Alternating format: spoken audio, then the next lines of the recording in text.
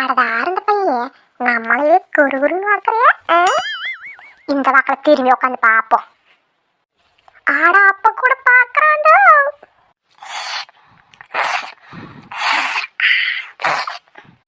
நம்மளே ரொம்ப பிடிச்சிருக்க மாட்டாக்குது. ஐயோ எனக்கு வெக்கமா வருது.